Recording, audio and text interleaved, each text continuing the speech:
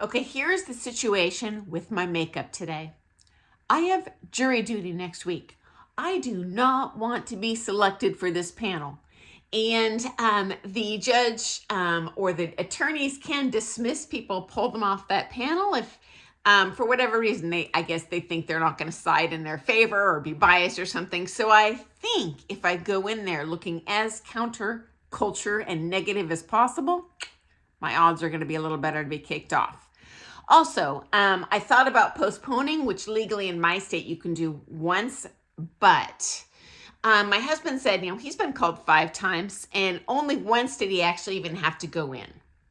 And then the one time he did go in, he sat in that courtroom for maybe 2 hours and then they worked out their problems, case dismissed, obligation done. And as you know, I'm recovering from that broken pelvis. The last thing I want to do is sit for 40 hours a week. That's a very uncomfortable position for me. So anyway, guys, let me know if you're an attorney, if you're a judge, what can I do if, heaven forbid, I do actually have to go in and take one for the team, that hopefully they would not select me. My daughter says, hey, Mom, you just look like you're dressed up for Halloween. I'm not going to buy it. So I don't know. Fingers crossed. Okay, today's topic. One of our ballroom dance friends in the comments said, why are ballroom and Latin dresses so incredibly expensive? Excellent question. I'm going to share my perceptions, and then I did put the bat signal out to my friend Brianna, who is a professional costume designer. I've recently interviewed her on my channel to get kind of her insider's perspective on why on earth are they charging us so darn much for these things. Okay, number one, a quality gown will use expensive stones, many of them. And so the maximum coverage, by the way, guys, you can get is if you go with the 20 SS stones in terms of like square inch per dollar of coverage. But, especially this day and age, it's not that generic 20 SS evenly spaced all over like you're going to get from some very cheap kind of ready-made costumes. They're going to be custom placed and they're going to be different sizes. And so it's going to take a lot more of those little tiny, I've had as small as 4SS put all over my sheer parts of my costume. And then the big giant stones are also expensive. I looked up on Dance Shopper, just the cost. So just the cost of buying the stones, nothing else, not even shipping. It was $63.70 for 48 of the pear-shaped Luminex stones, which is not like a super high-end brand name. Yeah, you're paying for these supplies just to put the darn thing together. And the fabrics, like especially if you're going for a very high-end fabric like a Chris Ann fabric, you're going to pay through the nose for that before they even put the time into designing the costume or sewing it. Next, if you have ever glued even a few stones on your costume, you know that it takes hours and hours and hours and hours to do. Now, they can't just pump out a custom stoned costume in a day, probably even a week, even if they got a bunch of people working on it. It's a lot of time. And just like a dance teacher, essentially you're paid per hour. There's only so many hours in the week. It is a specialized skill, okay? It's not like hiring a dog walker. It's someone that has an insight into the fashions, into what's going to look good in terms of the stoning and artistic, as well as the design itself. This is no different than purchasing, say, an off-the-hanger garment from Walmart. These things are mass produced. One designer cuts, say, 4 templates, small, medium, large, extra large, and they will make hundreds of thousands of these items based on that one design. Now, is it going to be a super high quality fabric? No. Good enough though. Is it going to be the most flattering fit and cut for you or made to cater to whatever your exact sleeve length you want is or whatever. No, but again, could be good enough.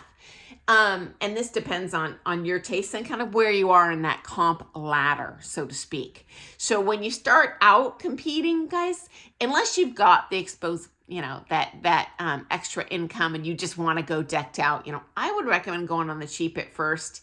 And then figuring out kind of what's going to look best on you on the floor before you kind of start investing in that super expensive costume.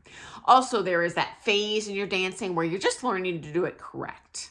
So by the time you get to championship level, everyone's dancing correct. And there's, a lot more variables involved, including your costume. But anyway, yeah, there are some cheaper options out there, just like there are cheaper dance lessons out there. And cheaper might be perfect for your needs.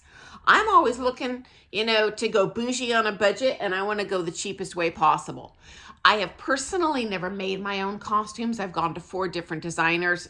For me, I'm not a sewer. It would look like worse than something bought off the shelf from a regular department store if I sewed it. And early on in my career, I did stone my own costumes, but in my opinion, that later on when I got to championship level, it was, for me, worth the investment to have a professional do it. Not to mention, for me, maybe I'm just slow, but 100 hours of my time, minimum. That's a lot of time, okay? I also think whenever you have a career in the arts, as a dance sport costume designer does, there is a kind of a public kind of undertone of, oh, you're in the arts, you shouldn't do it for the money, you should do it for the love of what you're doing or to spread the beauty or whatever. And this is true. And they do love what they're doing and they do spread the beauty, but they also are just trying to get by like anyone else. And because it is, there's a limited number of hours a day they can do things, they're spending a ton of money on the just supplies themselves. They do have a specialized skill. Did they go, to grad school? Probably not. But, I don't know how many years of training they took to be able to cultivate their skills to that level. Finally, we have branding. Okay, so in my opinion, just an opinion, guys, don't throw shade. I do think there's some overpriced brands out there and kind of non-luxury brands that are overpriced. But in my opinion, it's no different than, say, shopping Chanel. Is Chanel going to sponsor a very elite level star, at the Oscars? Heck yeah, and they're going to put a super expensive gown on that person. Why do they do it? So they can sell overpriced other gowns to the masses. It's no different in the dance sport world. They're sponsoring, those high-level dancers to kind of sell the gowns at a little bit of a higher price point and status to you. Have I bought cheaper gowns? Yes. Have I bought very high-end gowns? Yes. Is it worth the price difference? Honestly, in my opinion, not. But is there a difference in the quality? Absolutely. And in my opinion, again, this is my own experience, the big difference really comes in the undergarments sewn into that gown. So if you go with a really high quality gown, it's almost like there's corsets and shapewear and it really snatches you up, and really regardless of what your real figure is, you're looking like a supermodel on that floor. Whereas the cheaper gowns really have no like internal structure, just a generic kind of built in. I've even seen students buy some pretty cheap ones from, I don't know where, that just had like these round kind of obvious bra cups sewn in. So very generic, no shapewear involved. And so that's my 2 cents on that. Let me share with you what Brianna wrote back to me though. And I'm going to link to some of her interviews below in the description if you want to read some more stuff she has to say about costuming. When she flew into town, I did interview her, and I've got some more YouTube videos coming up so we can learn more from kind of that designer's perspective too. But anyway, she says, custom made, especially for ladies. The challenge is we put the bra inside of the dress. Okay, consistent. That's what we prefer to do rather than to use institutional standardized bra cups. Because there's not a lot of support for those ladies, especially C cup and up.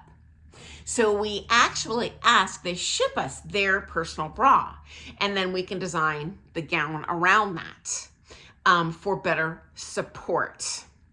Another thing is bodysuits. Even if you're buying store-bought or previously owned, it will probably need some kind of adjustment to most flatter your dancing, your figure. In fact, this is the most common alteration we do. Either we are taking in bodysuits, extending them because the torso is too short for the person who bought it. Also, because it stretches does not mean it actually fits you. So if you go for these ready-made costumes or even someone's used costume, they are usually made of stretch fabrics, well, it'll fit a size 2 through 8. Technically, yes. But do you want to look like a stuffed sausage out there? Do you want to look like you're wearing a tent over your lampshade? Probably not. So that custom look, and this has been my personal firsthand experience too with costumes, it definitely looks very professional, okay? And not just professional compared to buying something off the shelf in a department store, but very professional compared to the cheaper, I don't want to say which countries, but there's some international suppliers that are very cheap that kind of, in my experience, kind of look cheaper in person, and they certainly don't snatch in your figure like those expensive ones will. And from the gowns that I've seen, I would say the most shapewear built in from what I've personally seen is probably Taka Dance from Japan. Anyway, dance dresses can fit 3 sizes, for example, 2, 4, 6, and I've seen this on multiple dresses, even by high-end designers. But it's not really possible without having some kind of alteration to make it fit you best. Also, if the shoulder isn't hitting just right, it looks like it's falling off the shoulder, looks like it's cutting into the shoulder, holds your arms down. It's not worth getting that dress, investing in that dress if you're trying to squeeze into it. In time, there will also be busted seams and zippers, and then is that really worth your money? Actually, don't even try on a dress that you know is too small for you, but you're hoping it will fit, or you're hoping you'll lose weight and grow into it.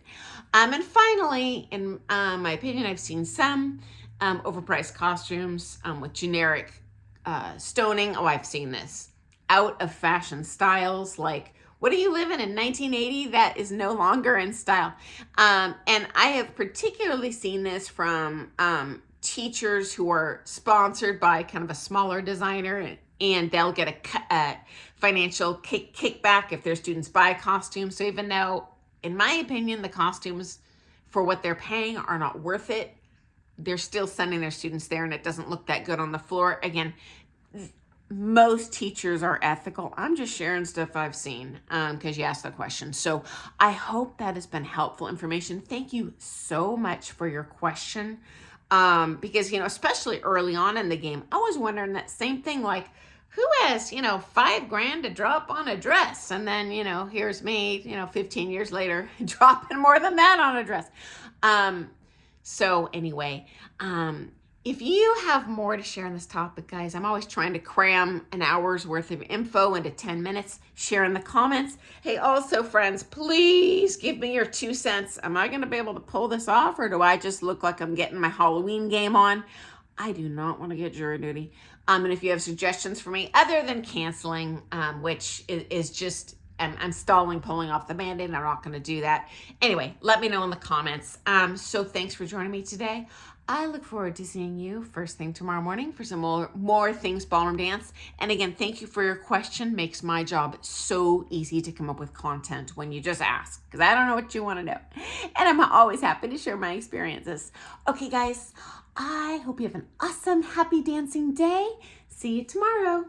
Toodles.